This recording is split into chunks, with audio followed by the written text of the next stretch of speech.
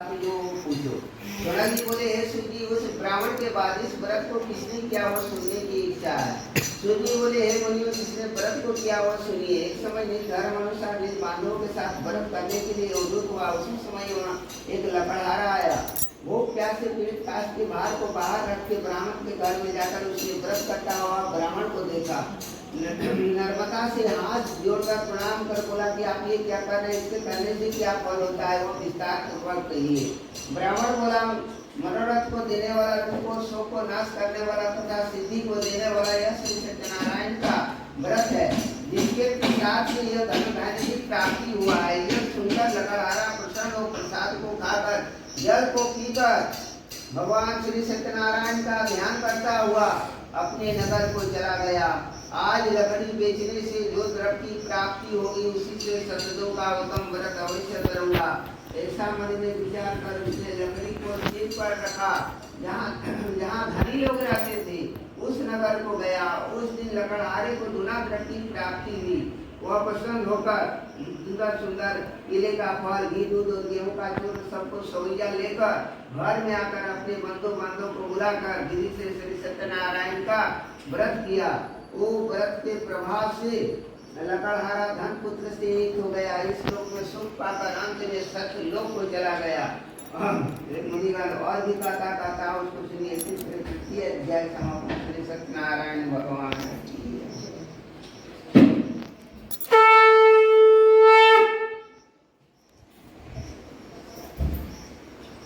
सूत ने कहा, राजा में श्रेष्ठ उल्पामुख नामक एक दिव्येंद्रिय राजा था। वो सदैव ये मंदिर जाया करता था।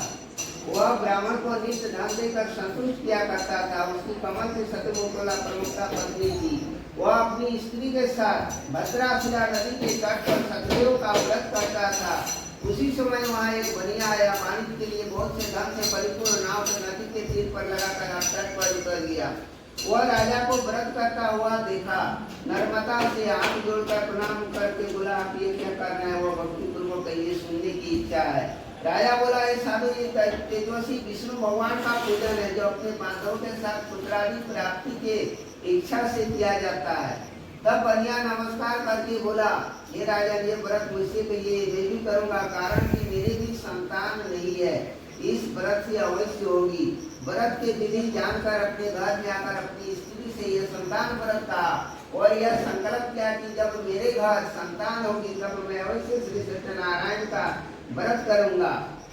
थोड़ी समय में उनकी स्त्री लीलावती आनंद से गर्भवती हो गई। उसने 10वें मास में अति निर्मल एक कन्या का उत्पन्न किया। जैसे शुक्ल पक्ष की चंद्रमा की ज्योति बढ़ती है, उसी तरह प्रतिदिन कन्या को वृद्धि को प्राप्ति हुई। अपनी स्त्री ने कन्या का जात कर कलावती नाम रखा। एक दिन लीलावती अपने स्वामी से मधुर वचन बोली कि पहले के संकलित व्रत आप क्यों नहीं करते। साधु बोला, हे प्रिय, इसके विवाह के समय में इस व्रत को मैं अवश्य करूंगा। इस प्रकार स्त्री को समझा कर वो बाहर चला गया। इधर कलावती पिता के घर नित्य बढ़ने लगी। एक दिन घर में साधु मुनियों ने सखियों के साथ खेलती हुई लड़की के विवाह के योग देख दूतों को बुलाकर कहा, विवाह के लिए कन्या के लिए योग वर खोज के लिया। साधु की आज्ञा पाकर दूत कांचन नगर में गया। उस नगर से पतित पुत्रों को लेकर साधु के पास आए। उसने सुंदर गुणवत्ता लड़के को देखा। साधु को दिशा को चले। दौड़ते हुए राजा को देख रहा राते देख डर कर धन को वहीं रखकर आपसी गई। राजा के दूतों ने साधु के निकट आकर राजा को धन को देखा तो साधु को बांध कर आनंद की तो राज्य के निकल दिए जाकर बोला, हे राजन, दूर में इनको देख कर आज्ञा दीजिए। राजा ने साधु को देख कर अपचार से आज्ञा दे दी। फिर तो उसे खूब बांध कर बंदी खाने में बंद कर दिया। तीसरी अध्याय समापन। श्री सत्यनारायण भगवान की जय।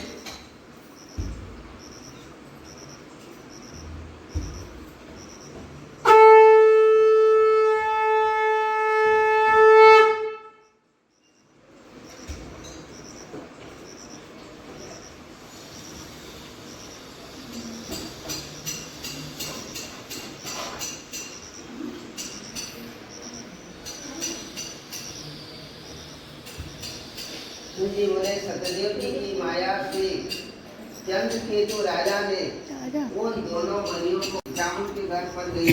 वहाँ श्री सत्यनारायण के व्रत को देख कथा को सुनकर निज मनोरथ मानी और प्रसाद को खाकर दूसरे रात में अपने घर आई। तब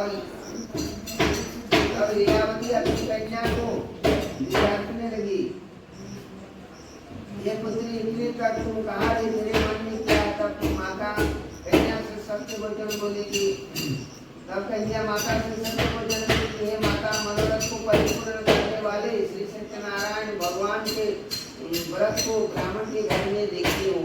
लीलावती कन्या करावती का वचन सुनकर श्री सत्यनारायण के व्रत को करने के लिए उद्युत हुआ। पतिव्रता साधु की स्त्री अपनी कन्या से बंधु बांधवों के साथ श्री सत्यनारायण का व्रत किया। उस व्रत के क्रम से यह द्वितीय वर मांगा कि हे सतदेव, हमारे पति और दामाद चलिए अपने घर आवे। मेरे पति और दामाद के अपराध को आप क्षमा करने योग्य है, अतः क्षमा कीजिए। इसी श्री सत्यनारायण भगवान संतुष्ट हो गए और चंद्रकेतु राजा को स्वप्न दिखाया कि राजन, कल सवेरे दोनों सज्जन बलियों को छोड़ देना और उसका धन जो तुमने लिया वो दे देना, नहीं तो हम धन पुत्र सहित तेरे राज्य नष्ट कर देंगे। यह बात राजा से कहकर श्री सत्यनारायण प्रभु अंतर्ध्यान हो गई। तब काल के समय राजा निर्जनों के साथ सभा में उपस्थित हो मंत्रीजनों से अपना स्वप्न सुनाकर कहा, बांधे हुए बलियों को शीघ्र छोड़ दो, ऐसा आदेश दिया।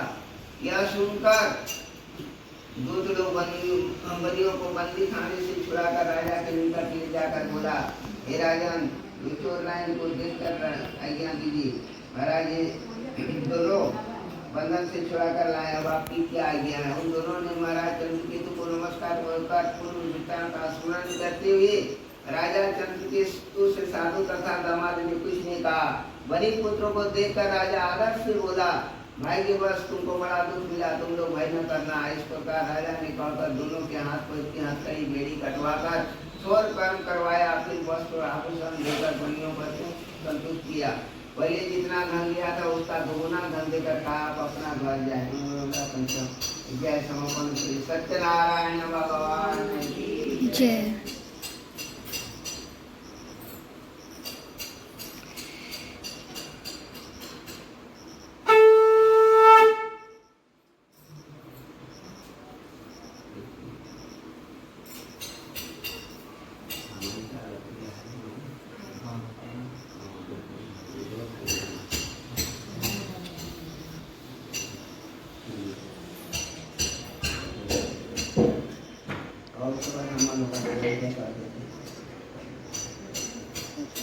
यह वचन सुनकर साधु करने लगे। साधु से दामाद बोला कि जैत के सब क्या करते हो?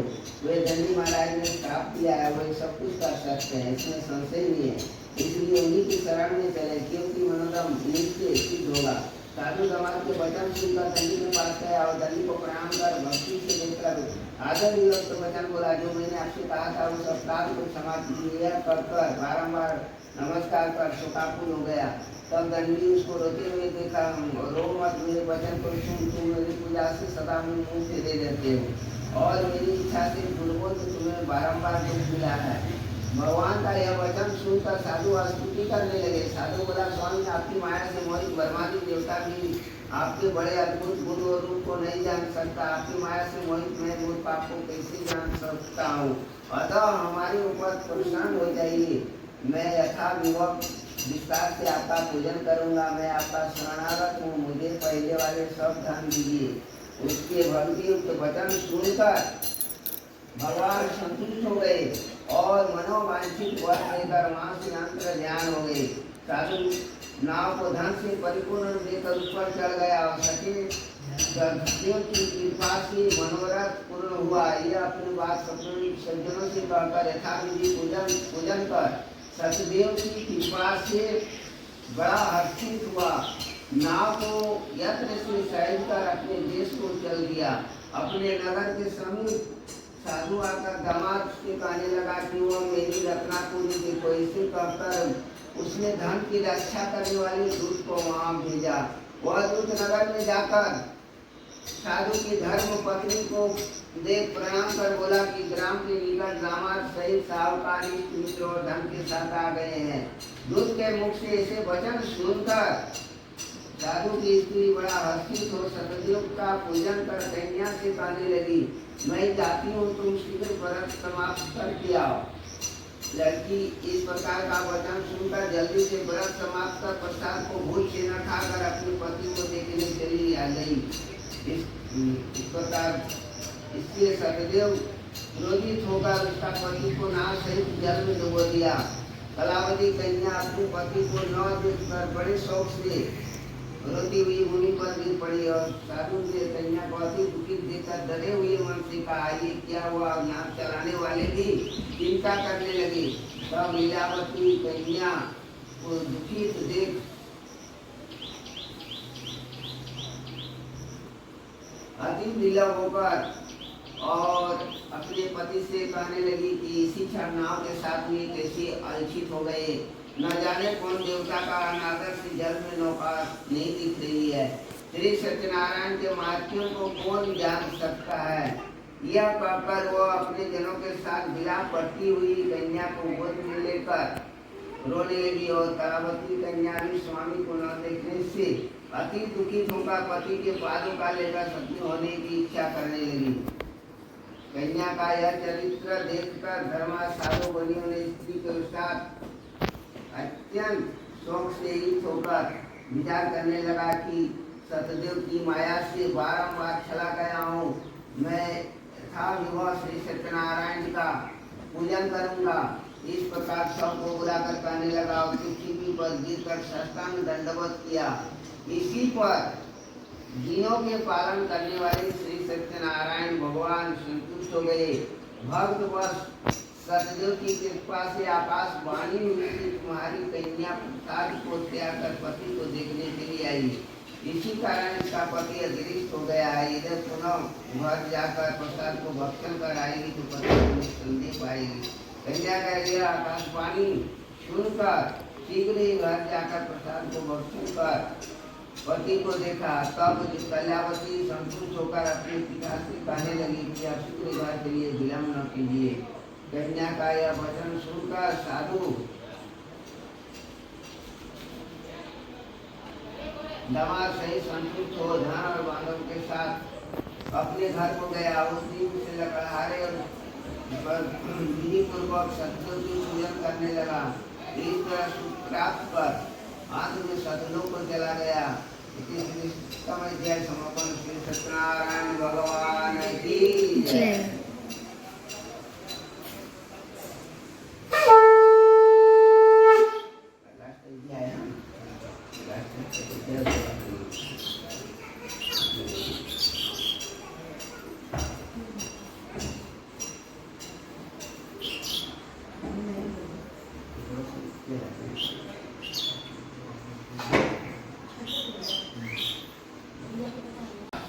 उस राजा का 100 पुत्र थे, वे मर गए, धन धन भी नष्ट हो गए। तब राजा ने अपने मन में विचार किया कि सतदेव ने ही धन नष्ट कर दिया, इसलिए मैं वही जाऊं जहाँ पूजन होता था। यह विचार वहाँ जाकर अहिरों के साथ भक्ति श्रद्धा युक्त होकर विधि से श्री सतदेव का पूजन करूंगा।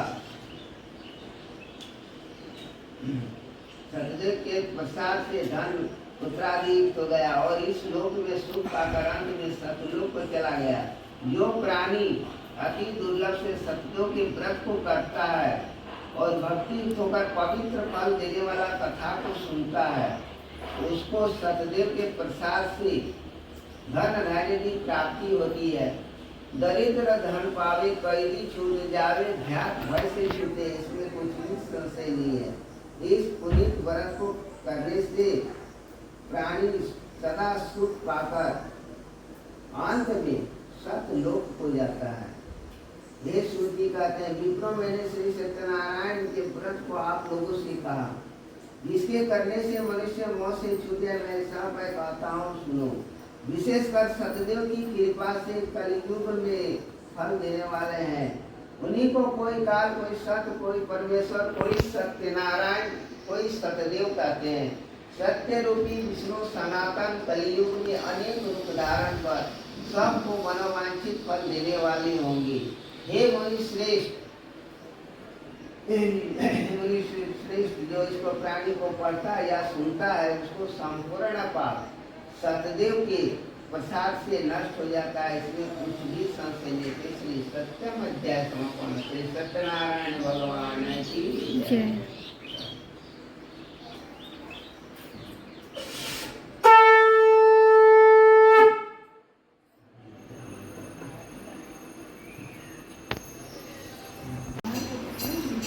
जो है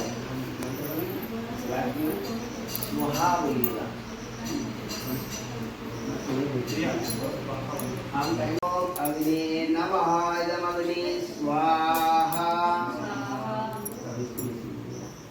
ओम श्री गणेशाय नमः इदम श्री गणेशाय स्वाहा। ओम गौरी नमः इदम गौरी स्वाहा। ओम सूर्याय नमः इदम सूर्याय स्वाहा। ओम चंद्रमसे नमः इदं चंद्रमसे स्वाहा।